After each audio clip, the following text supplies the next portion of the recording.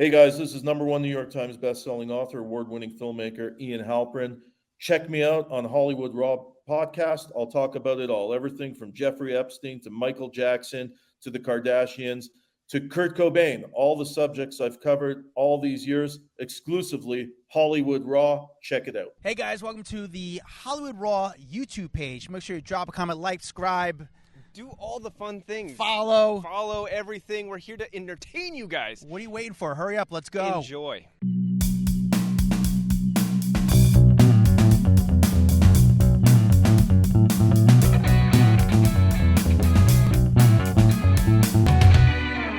Ian, thank you so much for joining us. Really excited to have you on.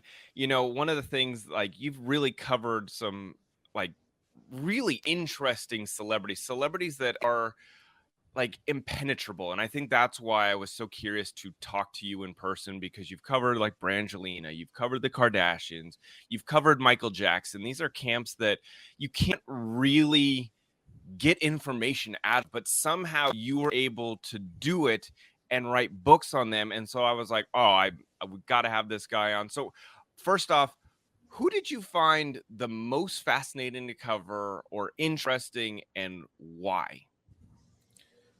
First of all, covering all these people, as I say, Mark Twain's famous quote, if you tell the truth, you don't have to remember anything. All these people that I covered were powerhouses. And yes, their camps were pretty much impenetrable, but I was able to do it, going undercover a lot. In today's world, I just give up. There's no way I'm going to write a book about Bieber, Drake, any of these clowns who to me they're good artists, but I'd rather be homeless in New York than doing that. So I've switched gears. I've gone back to comedy with substance.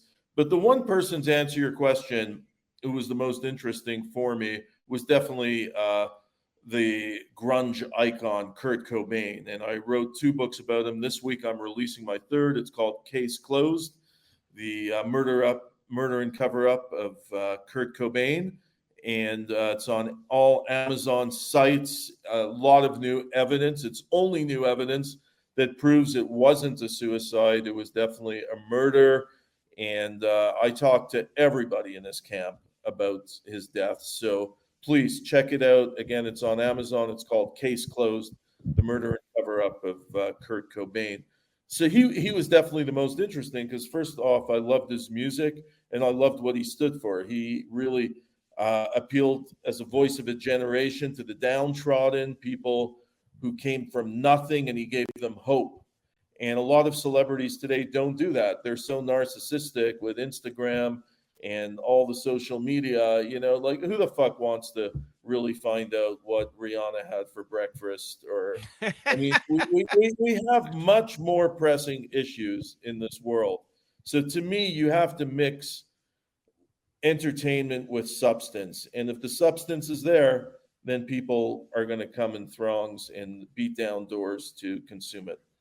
So Ian, you wrote about a bunch of people, Kurt Cobain obviously being one of them, Brad Pitt, Angelina Jolie, Michael Jackson, the Kardashians. So much. But we'll start with Kurt Cobain. Kurt Cobain, you worked on this for a long time. Obviously you've wrote many books on Kurt Cobain and obviously his death. When you talk to people within his camp, are you able to get to the family members at all? Yeah, I was the only guy to get the first interview on camera with the person closest to Kurt, which was his grandfather, Leland Cobain. We sat down for hours in Washington State. He lived right near Aberdeen. He's since deceased, but I videoed everything back in the day.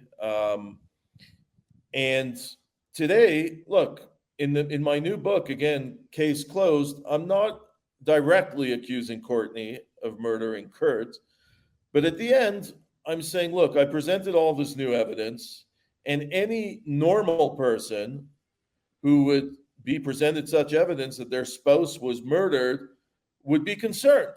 And so I'm challenging it to her that I'll pay for a polygraph for her with the world's leading polygraph examiner. And if she passes, if I'm wrong, I will pay for a billboard in Times Square this is exclusive to you guys. You're getting this first. I will take out a billboard in Times Square saying Courtney Love is innocent if she passes, to exonerate her from these very serious allegations. Now, if she passes, I'm still not letting her off the hook. I hope she joins me in the pursuit of the killers. I mean, OJ, she shares the same birthday with OJ Simpson, July 9th, incredibly. And OJ still says he's looking for the killers of Nicole and Ron, which is absurd. But in this case, I do have the smoking gun. It's in my new book, Case Closed, on all Amazon sites. And you will learn why the forensic pathological evidence points to a murder cover-up. Wow, that's crazy. Now, have you talked to her at all throughout through any of your books, or has she been willing to talk I've to come you? into contact with Courtney and her PI, who took me out for dinners and tried to get me to back down, offered me money to back down. I mean, this has been going on. It's going to be 30 years in 2024. It's been a long pursuit. But as I said 30 years ago when I started out on this, I will not back down until justice is served. Incredibly, her PI was killed. A lot of people on this case have been killed. People in the Seattle police. Her bass player allegedly died of a heroin overdose, a drug overdose when she was leaving Courtney in Holt. She was en route back to Minneapolis. That night, she had a U-Haul packed in front of her apartment in Seattle. She ended up dead in a bathtub. So it just goes on and on and on. There's a plethora of evidence, scientific proof that says Kurt did not commit suicide. He had 70 times a lethal dose of heroin in him. Nobody would be conscious, let alone lift a shotgun, turn it around, and try to blow their head off. It's scientifically impossible. And now the former police chief of Seattle agrees with me, Norm Stamper. He says that this case was not properly investigated. You guys are getting this first. A lot of people have been calling me from the Daily Mail, the Sun, the Post, radio stations, and you guys reached out to me. So this is exclusive to you guys as the book. Hell yeah, hits we'll the take shelves it. next week. No, we'll definitely take it. When you mentioned the PI, obviously with your work, you're kind of, and you're an investigative journalist. So, you're doing the Lord's work, as some people would say, but you're kind of working a hardcore you're on the ground floor. You're not just making phone calls. You're stopping by places. You're doing what you have to do to get the story.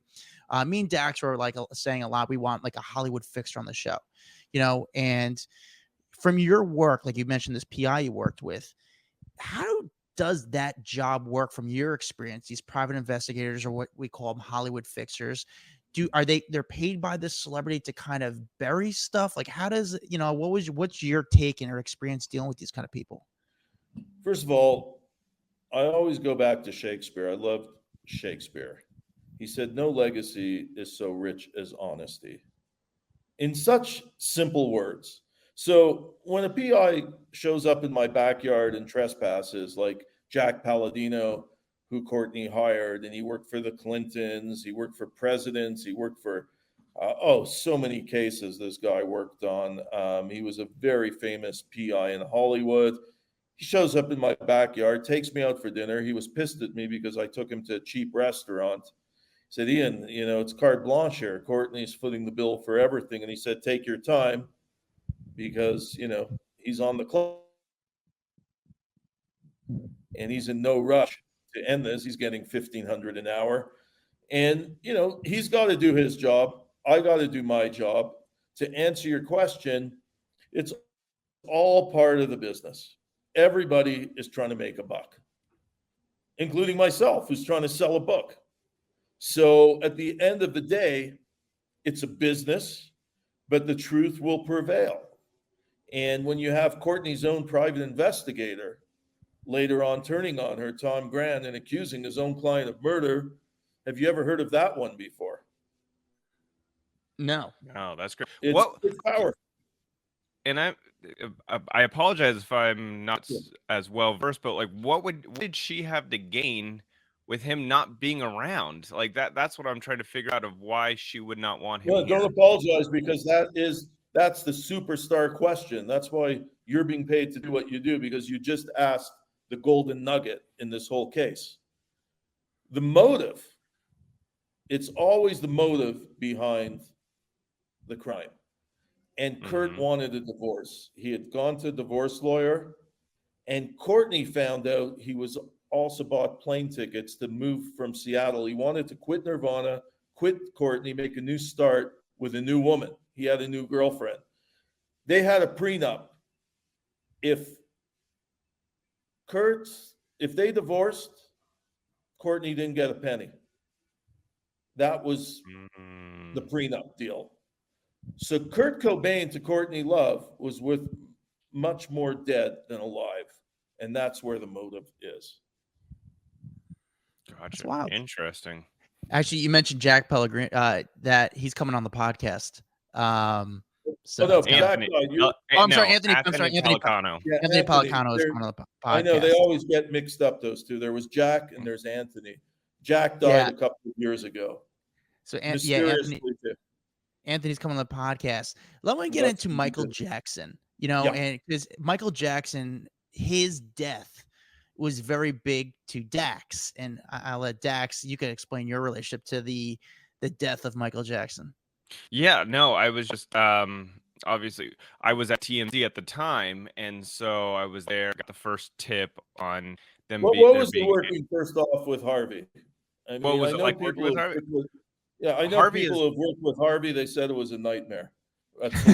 He is the hardest working person in Hollywood. Like, no joke. He runs that ship. It's a tight ship, but like, he is in there before us, or he was in there before us. He was in there after us. It was his baby, and so everything he did was for TMZ. And so, he was a hard worker, and there was hard days there. Because he did Celebrity Justice before TMZ, and I know people who. One of my best friends was a senior producer there, who now works for ABC as the senior producer at 2020.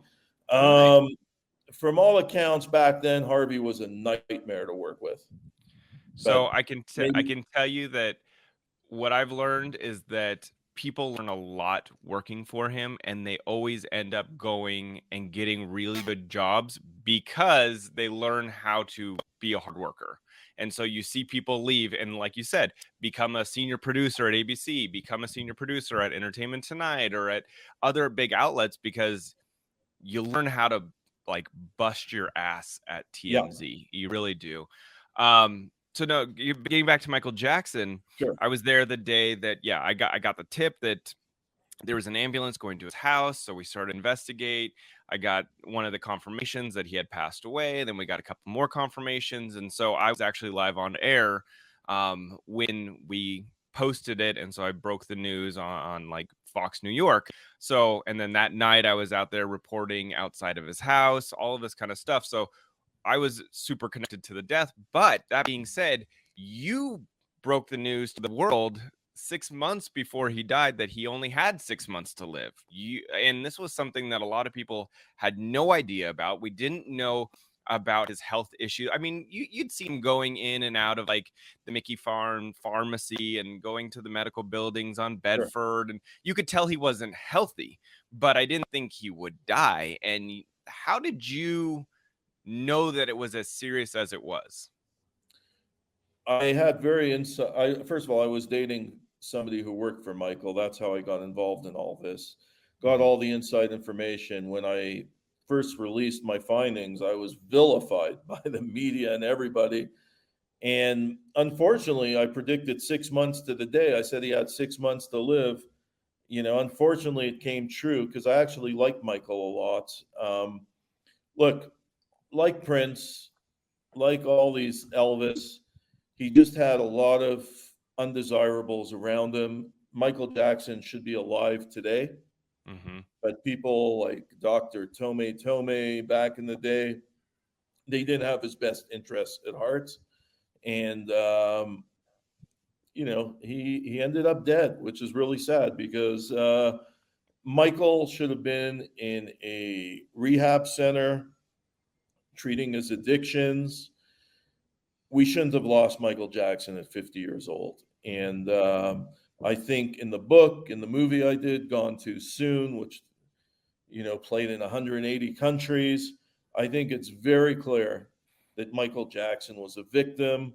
He wasn't a child molester, as everybody suspects, with the Why film. do you feel like he wasn't a child Well, I molester? saw the I'm just smoking curious. gun.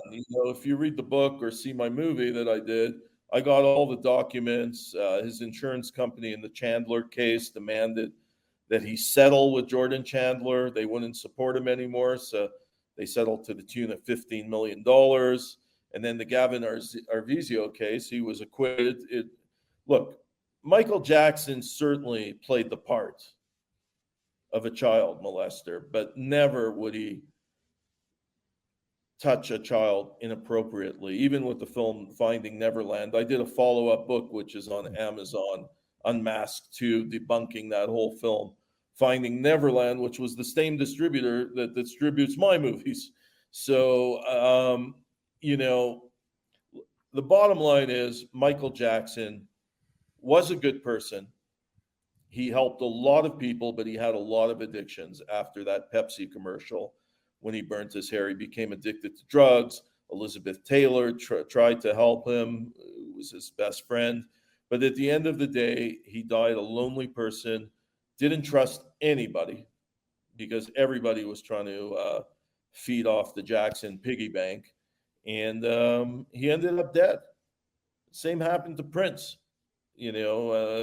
Marilyn Monroe. Hollywood's a dangerous place, as you know. You worked for TMZ. It's horrific what goes on there, and a lot of these actors and stars, I mean, they were deprived, I guess, of attention in grade 4, and they needed attention during their adult formative years, but they ended up really sad, lonely people. What do you think was the most dangerous part? What do you think is the most dangerous part of Hollywood? Is it the people in your circle? Is it the temptation? Is it the drug? Is it the influence? Is it the fame? What do you think, for a lot of these people is the common theme is the most dangerous thing in the industry? I think the most dangerous thing is letting it get to your head, because it's a fly-by-night business. You're on top one day and they'll eat and spit you out the next day, and good luck coming back. Very few are able to make it. Look at Gary Coleman from Different Strokes. He was working as a security guard at a shopping mall. He was the biggest TV star. So the biggest thing is you can't be in it as a sprint. It should be a marathon in a practical world. But if you're in it for the sprint, save your money, because it's going to end sooner than later.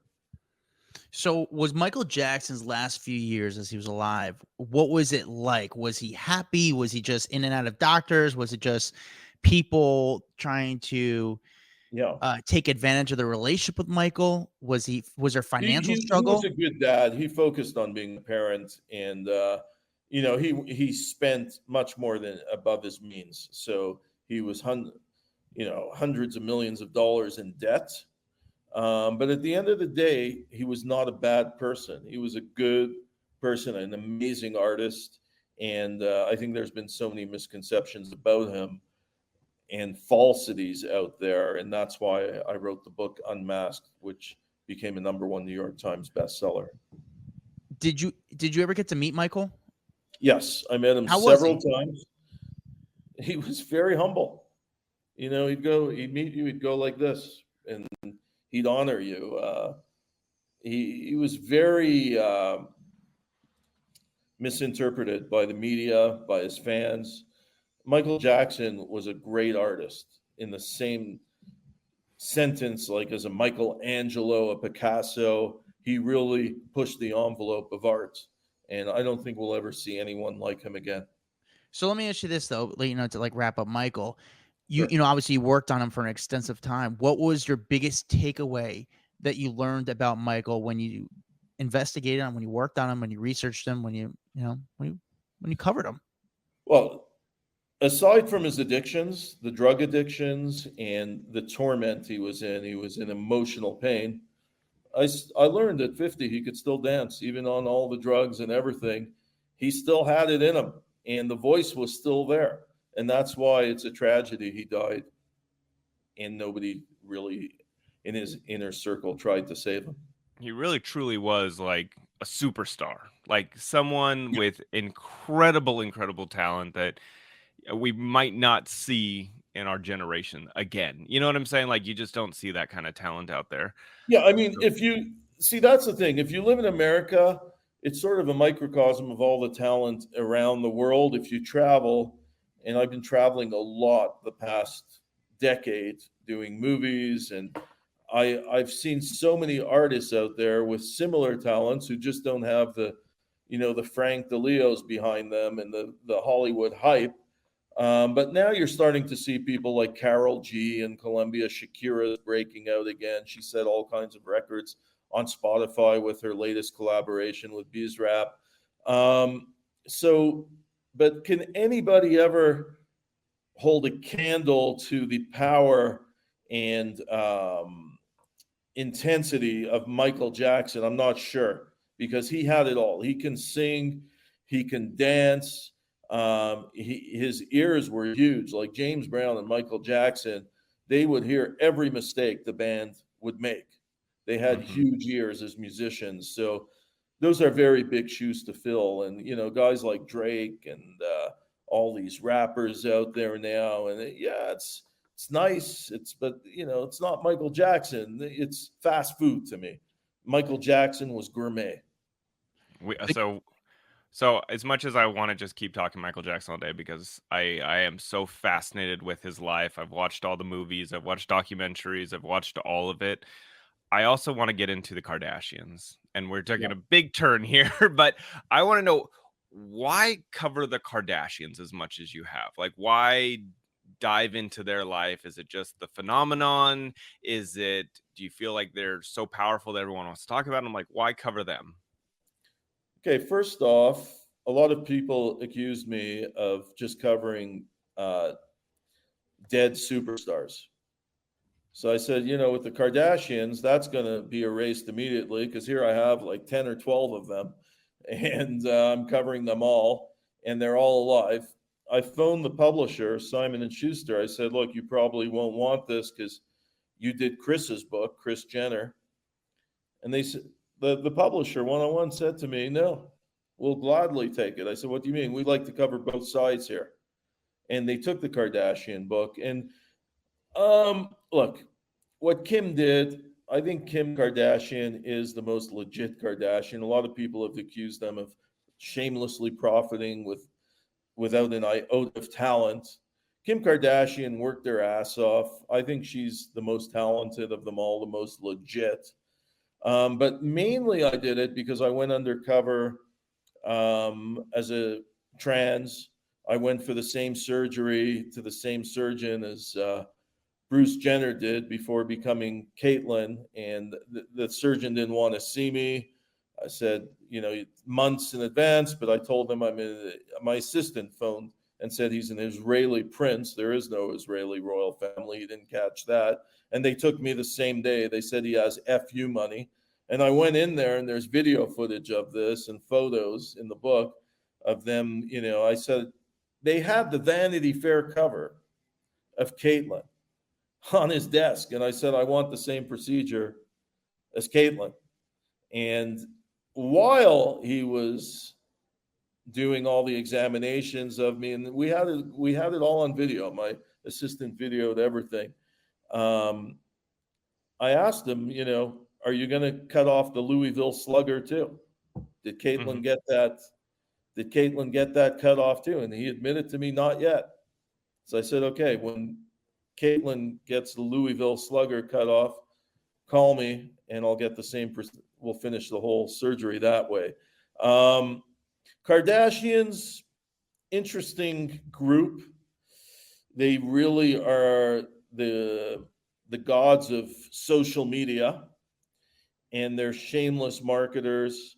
But, there's much more to the whole story. If you go back to the whole O.J. Simpson link with Robert Kardashian, they were best friends.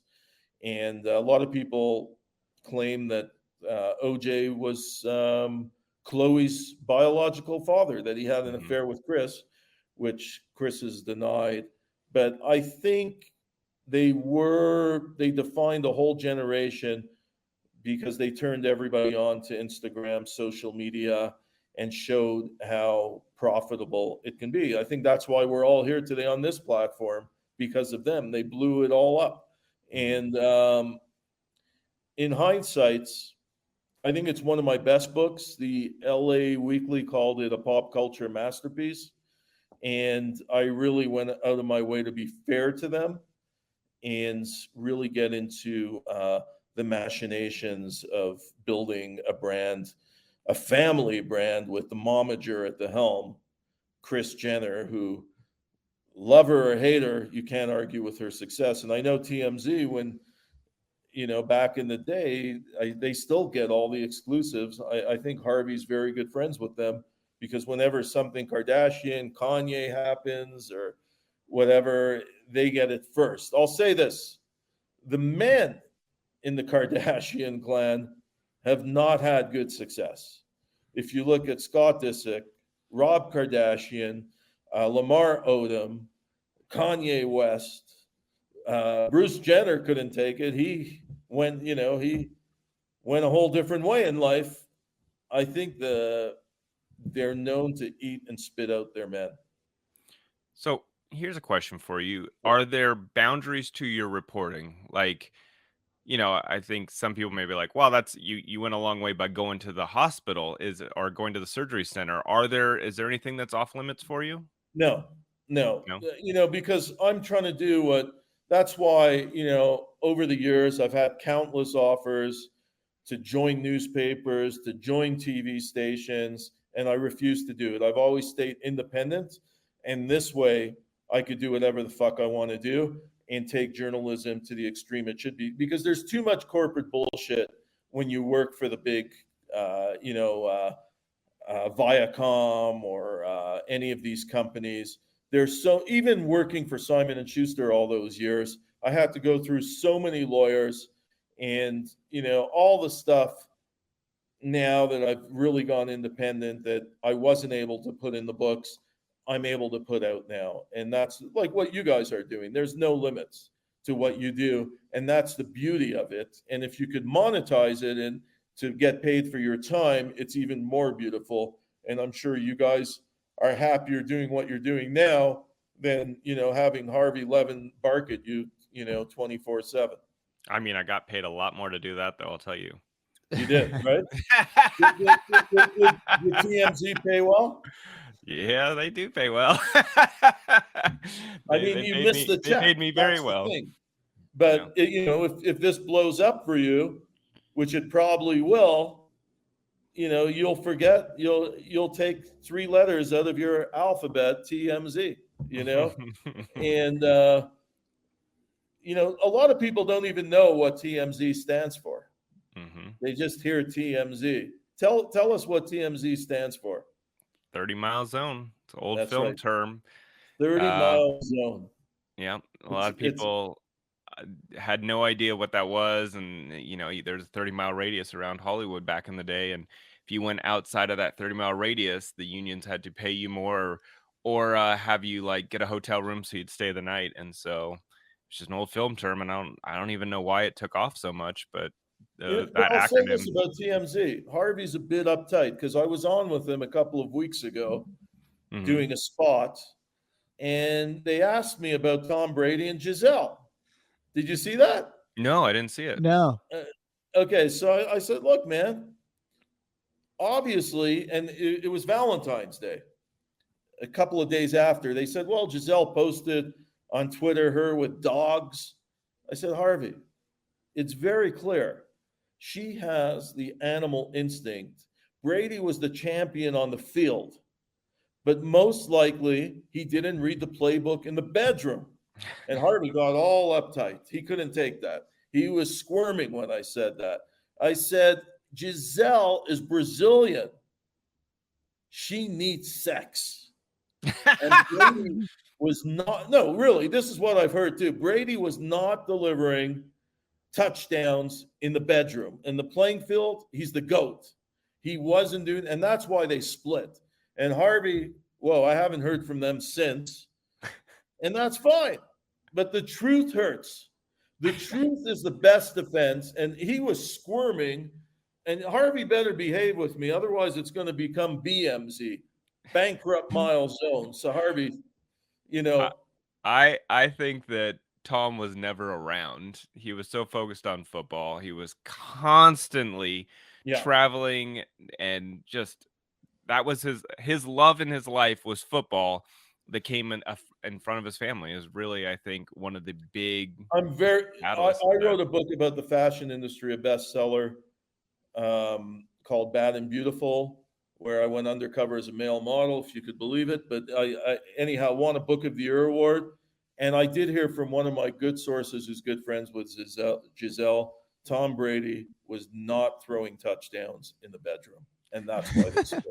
We need to go back to, how did you go undercover as a male model? Like what you can't just walk in a room and be like, hey, I'm here, I'm a male model. Like, how does that work? Well, I got into the gym, and it's a long time ago. The book was over 20 years ago, I think. Yeah, 21 years ago. And I wrote the book with a big publisher in New York. Came out, I forgot about the book. I did a few TV shows and this and that, and then you move on. And then I got a call maybe 6 months later. Hey, your book just won Book of the Year award in the UK. I said, which book? I forgot about the book. And the late, great writer, Jackie Collins, went on a whole crusade. She loved the book to get it Book of the Year. And I remember the Daily Mail covered it and all kinds of people. So, and I became friends with Jackie Collins after. I don't know if you remember Jackie, but she sold over 500 million books. She's the sister of Joan Collins. And I used to send her flowers every day on her birthday. I even wrote a eulogy for her after she passed. She was an amazing writer. And I asked her to be in one of my movies. I remember in 2004, I did a movie called His Highness Hollywood, a comedy about all of the stupidity of Hollywood, where I went undercover in that one as the gay male actor in Hollywood. And I asked Jackie to be in the film, and she said, no problem, but you need to put me up at the Beverly Hilton, and you need $1,500 a day for my hair and makeup. I said, Jackie, my budget on this fucking film is probably 20 grand or something. This sounds like more. Why don't we do you natural, Jackie? I'll send a limo or a car, and we'll take you around, and we'll film you as nobody's ever seen you before, without makeup. And she considered it for a second, but then passed. But great woman. If people read her books will answer a lot of the questions you asked about Hollywood. She really covered Hollywood to the max. Ian, you knew a lot about, obviously, you have some insight on the Giselle and Tom relationship, but you also knew a lot about Brad Pitt and Angelina Jolie. Why did that relationship ultimately not work out? When you have two gigantic personalities living under the same roof, it's a ticking time bomb. They met on the set of Mr. and Mrs. Smith, and it was fireworks. Brad never had sex like that. Angelina was master in the bedroom. Nobody's better than Angelina. That's a fact. And it was fireworks between them. And I remember I did a film about it called Broken a few years ago. It got played on all the planes. It was supposed to be on Delta for a week. This shows you people's preference. It set records for clicks on Delta. It lasted on Delta and Air France about a year and a half. That's what people want to watch, I guess. So eventually, they woke up one day. They were together 12 years. And they woke up one day, looked at each other, and said, who the fuck are you? It's the fireworks. It's the cocaine reaction we've seen many times in Hollywood, where stars get together on sets. They have these affairs. And it's as one psychologist in the film called it, the cocaine reaction. But eventually it implodes. You wake up one day and you realize you have no idea who the person next to you is. And that's essentially what happened with Brad and Angelina. Unfortunately, they were 6 innocent kids in the middle of all this, and the split was nasty. I mean, I don't even follow it anymore, but I'm not even sure if they're divorced to this day or if it's finally been settled. There's been so many lawyers involved, and it's been very, very difficult. She made extreme severe allegations against Brad that he was violent toward their son Maddox on a plane, and it really hurt Brad's reputation. But he survived the cancel culture somehow. If it was anybody else, they're toast, true or false. But Brad's a powerhouse and survived it.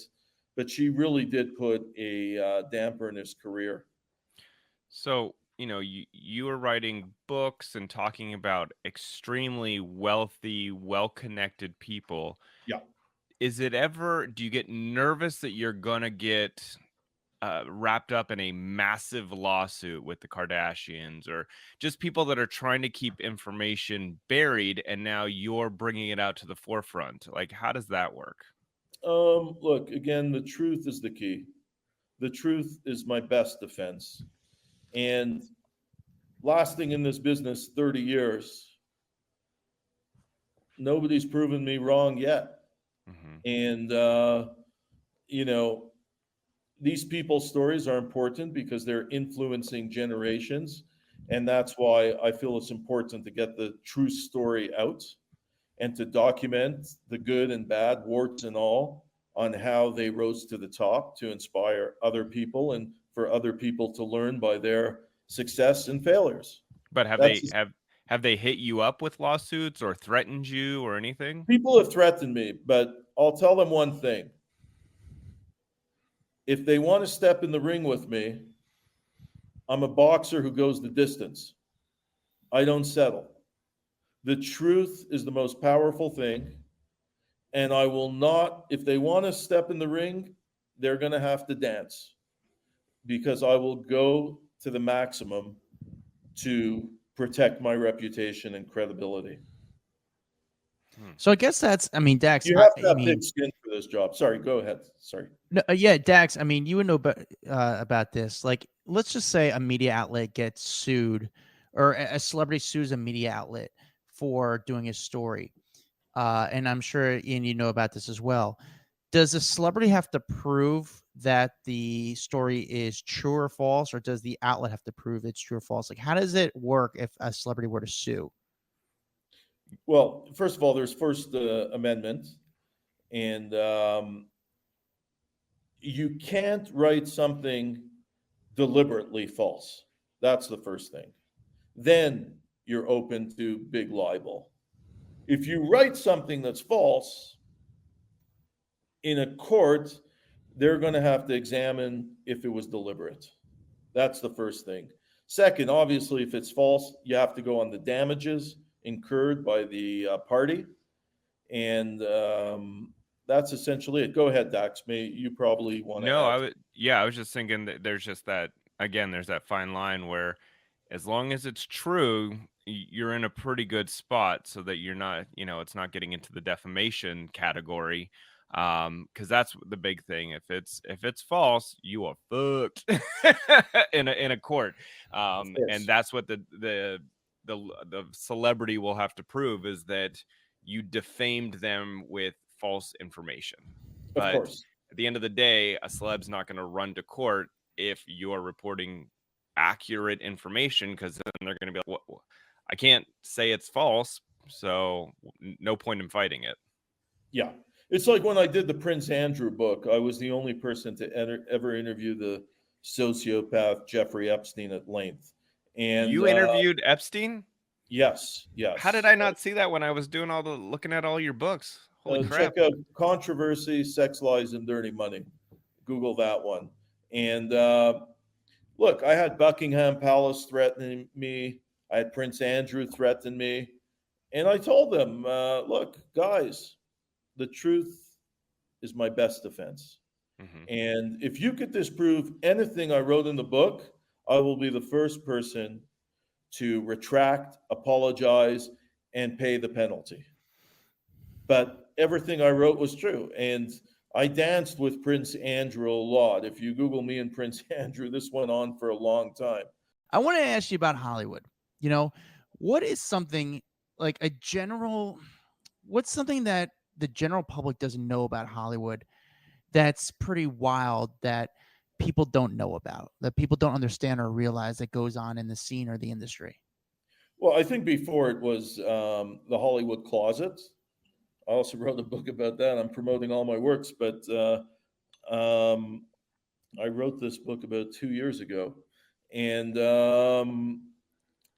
it's if you were in the closet, like many have been accused of, Tom Cruise, John Travolta, all these actors, you couldn't come out because it would alienate a whole demographic of, young women who would buy into your movies and products, and you were urged not to come out or you'd be blacklisted. And if you look at the Church of Scientology, with Cruise and with other celebs like Travolta, they joined the church. Tom Cruise is the de facto leader of the Church of Scientology. The actual leader is David Miscavige, but Cruise is the de facto leader. And it would have been Michael Jackson, because Lisa Marie Michael married Michael Jackson to bring Jackson into Scientology. That's a fact. Michael, who was a devout Jehovah's Witness, didn't buy into it, and he didn't want to join the church. So then they targeted Tom Cruise. The Church of Scientology actually has a program to deprogram people like Cruise and Travolta of their homosexuality. And I interviewed people in the church who have been through this deprogramming. And I actually went undercover in the Church of Scientology years ago as an alleged gay actor to get deprogrammed. And they had this, it was called auditing. So that to me is the biggest thing about Hollywood that people don't know. Even to this day, to come out, even though we've seen everybody and their uncle come out, it depends who you are. And we've all seen Travolta kissing the nanny on his private jet, the male nanny, who was his late son Jet's caregiver, and still people forget about it very quickly. But to me, the Hollywood closet was the biggest thing and the biggest cover up in Hollywood. They didn't want actors to come out and be honest about their sexuality. Listening to you talk about all these different situations that you've gone undercover, which one is the most memorable or you learned the most from? Scientology. When I went undercover as an alleged gay actor, their stories, I think, online, they threatened my life. I needed a police escort out of New York when I returned to New York. Back in the day, nobody touched Scientology. I was the first. And then everybody, after I came on and they didn't sue me or anything, I did a book and a film. I did Hollywood Undercover, and then I did the movie His Highness Hollywood. It was all about going undercover in the Church of Scientology as an alleged gay actor. And they threatened my life, but that was it. They didn't stop it legally. And then after I did it, you saw Rolling Stone, Details, all these people come out. The actress there, Leia, came out and started covering them because, hey, they said they didn't sue this guy, so they're not going to sue us. Nobody before that would touch the church. They were scared shitless because the Church of Scientology, based in Clearwater and also in Hollywood, the Celebrity Center, they've got a boatload of money. And everybody was scared that they'd be litigious. How far do you go when you go undercover? So you're pretending to be a gay actor. Are you hiring someone to come and be your boyfriend for the day? What are you doing? I'll do it all. Yeah.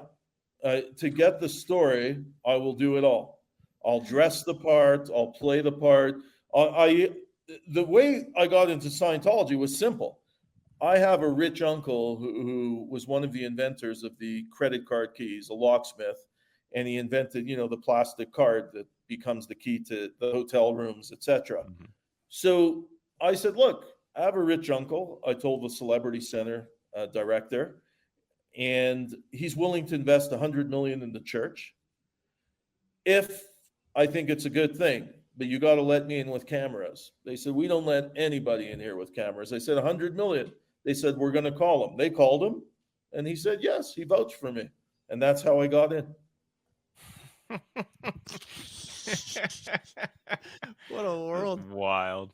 Crazy world. I don't know if any of this stuff works today so well. That's why I'm doing legitimate comedies now, mainly in South America, because still here, I remember when I lived in LA, I was working for Reveille. Do you remember Reveille?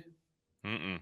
They What's did that? Ugly Betty, The Office. Anyhow, I did a bunch of documentaries with them. We did the Jackson film, and but it became too much. I remember the first day they were with Universal, and the first day on set, I've always been a guerrilla filmmaker, a camera, editing, and I like crews to be small. So I go in there and, I said, where's the editing suite here? So where's the equipment? And the boss said, I remember, what the fuck, man?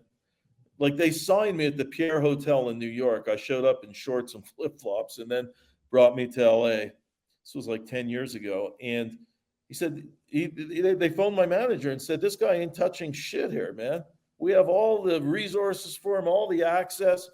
He's just here to direct and, he's not doing shit. And you know what? I didn't enjoy it.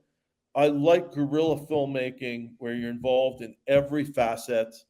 And I used to edit my movies in my car. I was sponsored by One Beyond and Adobe. I changed the cut in my car right before the premiere. I mean, I don't like big crews. I like just the cameraman, myself, and just to get the job done. Now, filming in LA back in the day, it was sort of legal if you did the gun and run. But today, you need licenses. I could have never done all that shit today.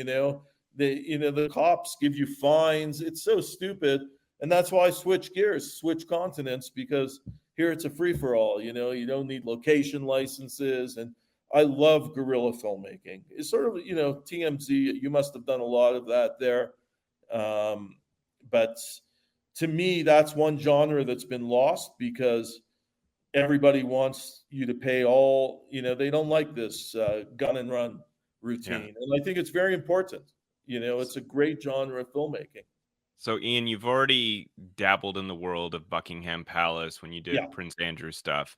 What are the chances of you doing a Harry and Meghan book or an I investigation? did it already. It's all in the Prince Andrew book, Controversy, Sex, Lies, and Dirty Money. I was the first person who said on the record, Buckingham Palace was thrilled with the Oprah interview because it misdirected all the serious allegations against Dandy Randy, and they wanted all of those allegations to go away. So they basically used Meghan and were laughing at her. They were popping champagne with that Oprah interview because they knew the spotlight would be on her for the next year or two, and Prince Andrew would just fade into oblivion, and that's essentially what happened. So what's your take on them? Well, I always go into the bedroom in any relationship, and I have sources. I'm very open about sex. It all depends in the bedroom. They have very good chemistry in the bedroom, by all accounts, from what I've heard. But for me, that relationship's a ticking time bomb. If you look at Harry's past, he's an animal. Look what he used to do in Vegas, his partying days. This relationship will not last. I will go on record to say that exclusively to you guys right now. He's a caged animal. She really has her hooks into him. And eventually he's going to want to run loose. Harry will want to return to the UK eventually and to his family. This should last maybe 3 to 5 more years maximum. I do believe that this relationship is like the carton of milk you put in the fridge. It has an expiry date. What about you guys? I Do don't you know. think it'll last? I have a hard time seeing them separate because he has given up so much that I feel like that would be hard for him to leave a relationship. And I mean, listen, I'm looking at it right now where they look very happy together. So I don't know. I But don't let me know what corner the you. future Let's lies. rerun this tape in 3 to 5 years. Yeah. Do you, Dax, think 3 to 5 years from now, this couple will still be together? Simple yes or no. Yes. And yourself?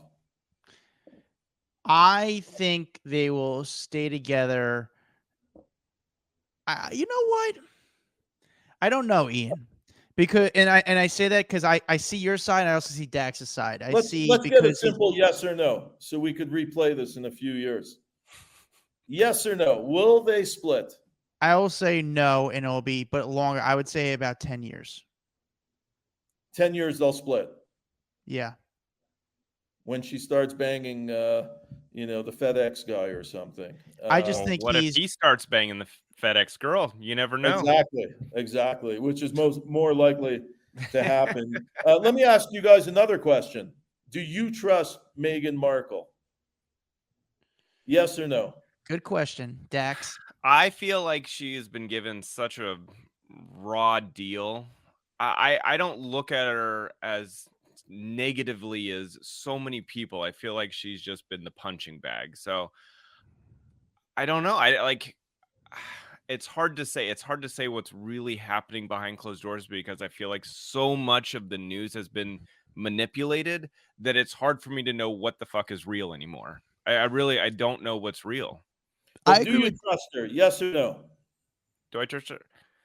I don't have any reason not to. How about that? So I would say yes. I feel that Buckingham Palace is not the most kosher spot on the planet, and so if they want to take you down, they'll take you down, and they'll do whatever is necessary. And so I feel like, yeah, she gets a raw deal. I don't know. I don't know what's real anymore. I like Meghan. I think she's amazing. She's really rocked the world, rocked the palace. I think she's incredible, but I don't think the marriage will last. Okay. Do you trust her? I like Dax said, I don't have a reason not to trust her, but there's some stuff she's done that we've been told from other sources in the industry she's done to move ahead. But I don't judge for that because it's showbiz and you have to kind of be you got to do some out of the box things to kind of move ahead in show business. But I do think that she's done some very bad PR moves. Mm-hmm. I think by she stirred the pot a little bit, and that didn't really need to be. That wasn't necessary. She claimed that she knew nothing about the royal. She didn't even know who Prince Harry was. Let me ask you both the question with all due respect. If Prince Harry wasn't a prince and famous, would he have been on Meghan Markle's radar? Yes or no? I'm sorry, if he wasn't rich and famous and a prince? Yeah. Would he have been on Meghan Markle's radar? Probably not. I think, yeah. But I also think that there's a level of how much interest you have in the royal family and saying, yeah, I didn't really pay much attention to them. And then everyone twists your words into whatever they want to make it sound like as well. You know what I'm saying? Like, I think you say something 20 years ago and now everything you say gets dissected and you're like, well, fuck, like I didn't pay much attention then. And then I got to know who they were. And then I was in the family. Like, I just feel like they go after her relentlessly. And it is what it is. There's going to be a lot of people that are pissed off at me right now, just even saying that, because there's a lot of people that hate her. And I don't know where this hatred comes from for these people. I like her. I think she is a game changer. She made history, but that doesn't mean I have to agree that she's going to be with Harry forever. I've seen it all with chemistry, with relationships in Hollywood. I've studied them, And this relationship to me is not going to last. It does not mean anything derogatory about Meghan or Harry. I actually like them both, but I don't think they're in it for the long haul. Let me ask you this, Ian. How was Jeffrey Epstein? How was he to talk to? Was he a charming guy? Was he a cool guy? To be honest with you, I'm working on the movie soon. It's called Lunch with a Sociopath. It's about my lunch with Epstein, and I think you could sort of play the part of Epstein. You sort of look like the younger version of it. So if this gig doesn't work out, maybe I'll cast you. And that was the worst compliment you've ever been given, Adam. You know what, dude? I kind of see it though. Like the Adam, I'm serious. You look like I just saw Epstein's head, and I look at my head. I'm like, oh my god, we kind of blend a little bit. No, you're a dead ringer. Anyhow, Epstein, in a nutshell, was a child prodigy. He was a great pianist, classical. He was talented. But at a young age, he decided he wanted to make money.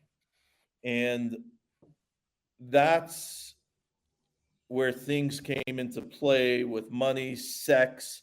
He pushed and pushed the boundaries. Everybody is guilty, complicit with Epstein. I had a lunch with him, was supposed to last 20, 30 minutes. It lasted almost 7 hours. Jesus. And I got a lot out of him. The craziest line he had, this is when the conversation started shifting. When he told me he wished he lived 100 years ago. And I said, why?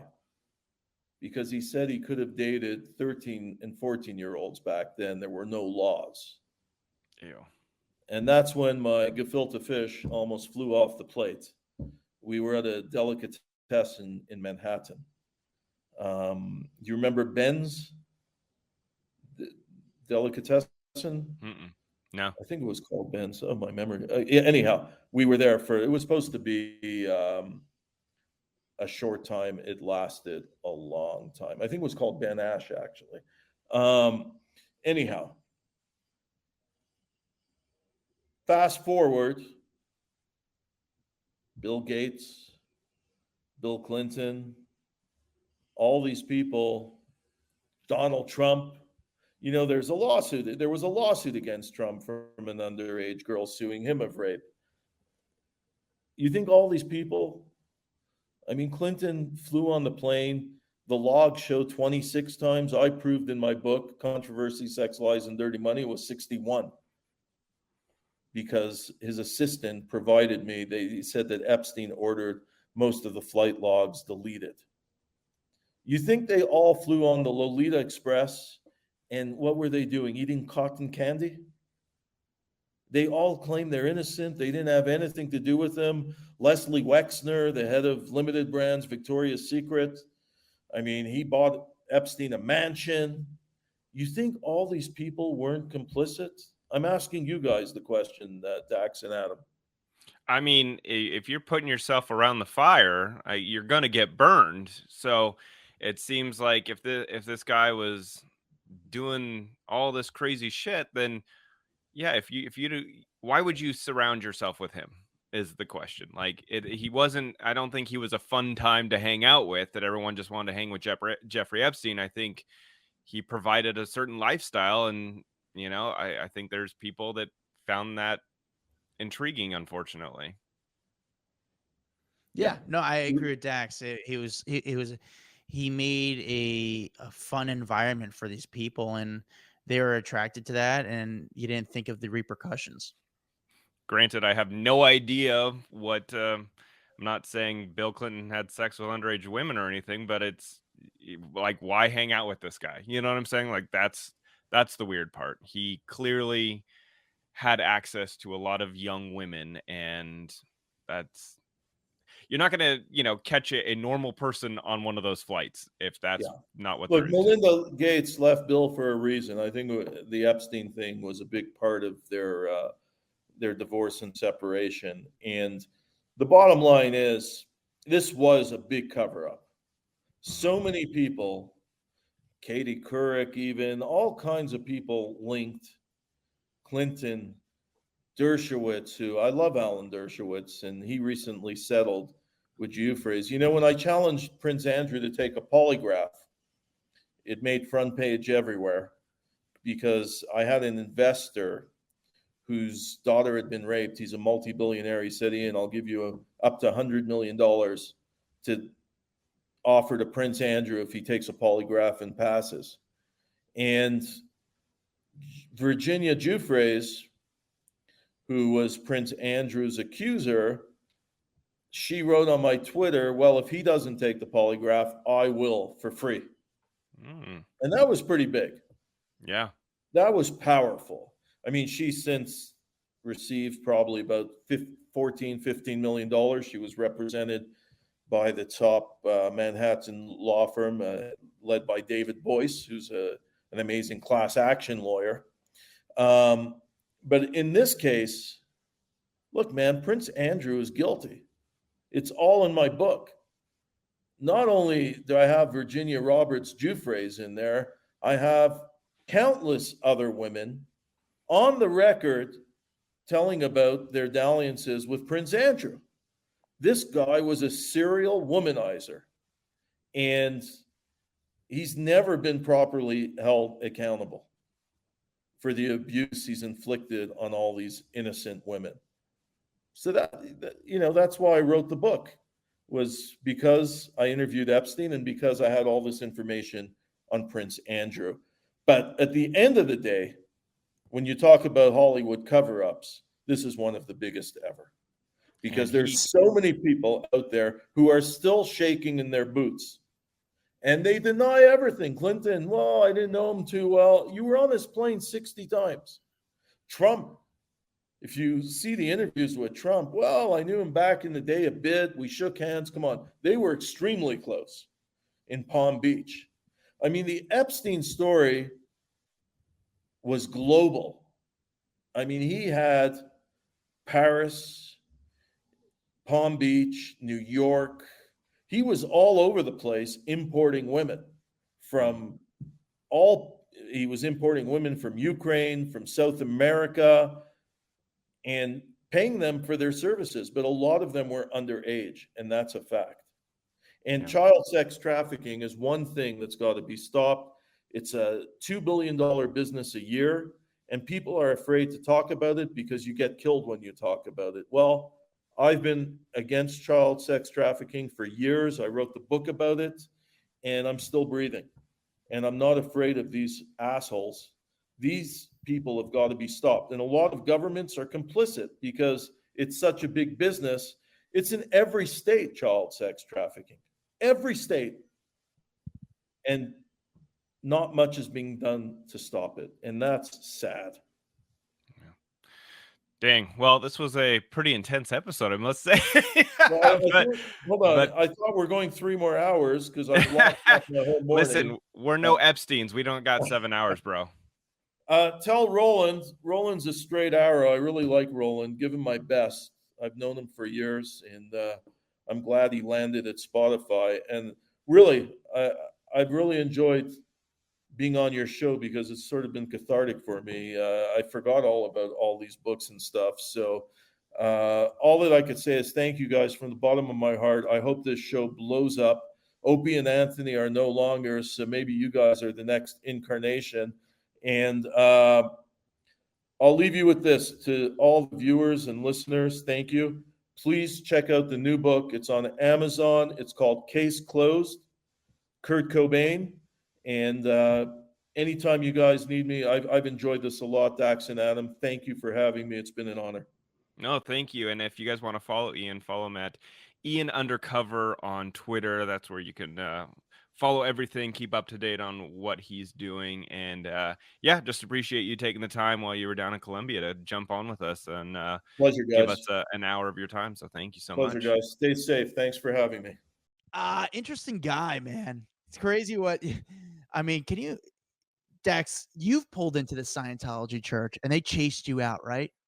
I was there though for Tom and Katie, like the birth of Surrey. So I was outside. Wait, Surrey was born there at the church? So no, so when she was pregnant and we all knew that she was headed to the hospital, we didn't know where they were going to have her. Were they going to have her at the Celebrity Center? Were they going to have her at UCLA Med, at Cedars? Like there was all these rumors, and so the Celebrity Center was one of the big spots that people believed she was going to be born. So I was there waiting to just see, like, are all the SUVs going to pull in or something? And I ended up, they like kicked me out, literally parked across the street, but they had all eyes on everyone that was pulling up in there. And they were like, nope, you cannot be here. Is it possible to go to the Church of Scientology and just say, hey, I'd like to get a tour, I'm interested? Or as soon as you go in, you're in? Like, there's no way to get out. No, like, I don't think you can get a tour of the place. I think or just go in like, hey, I'm interested. Can you tell me? Like, I'm just open, but I just want to understand. I think you have to. I think you can go in to be like, I'm interested in Scientology, but they're not going to just like give you a tour of the place. Gotcha. So if you want to go in, they'll give you the literature. They'll bring you in if they think they're going to like convert you, but not to do a sightseeing tour. Man, what a thing. That's a wild thing. But Ian was interesting. I mean, guys, it's like Ian's like, well, he's fortunate that he's able to make money off his books and not go to an outlet where obviously if you work for a media outlet, there's a lot of rules where he, I think as a journalist and as a creative, he kind of wants to kind of go along his own route. And I don't think he could be a part of a big media conglomeration because I feel like most places wouldn't take that risk. Yeah, you know what I'm saying? Risky, like, and that's why he self-publishes a lot of books. But like, he's done a lot of books. He's been around. He's done tons of interviews. Like we said, we brought up the Michael Jackson, and he was quoted in news outlets all over the world as the first guy to really say, "Hey, there's some stuff going on with Michael Jackson." I mean, even when he was talking on here, I was like, "Oh God, are we gonna get in trouble?" Oh man, I was getting nervous. I mean, I'm still nervous that we might get in trouble. So, he said it, not us. But follow us on Instagram, TikTok, Facebook, our private Facebook group, Off the Record. Make sure you guys follow that. If you're on YouTube, like and subscribe, share it with someone. Leave us a review. We're running out of reviews. We need some reviews. Just go to iTunes, wherever you listen to podcasts. Click on the podcast app on Apple. Go all the way to the bottom under Hollywood Raw. Say a few kind of words, 5 stars. We'll read it live on air. Find me at Adam Glyn, Glyn. Find Dax Holt at Dax Holt. We're 2 verified people. That means we paid for blue check marks. No, we didn't. We just we weaseled our way into them. We didn't pay. I can't afford that stuff. But we'll see you guys next time. Bye. What's up, guys? If you like that video, there's plenty more that came from. Make sure you like, subscribe, hit the bell so we can just feed you all the goodness daily. Hurry up. Come on, let's go.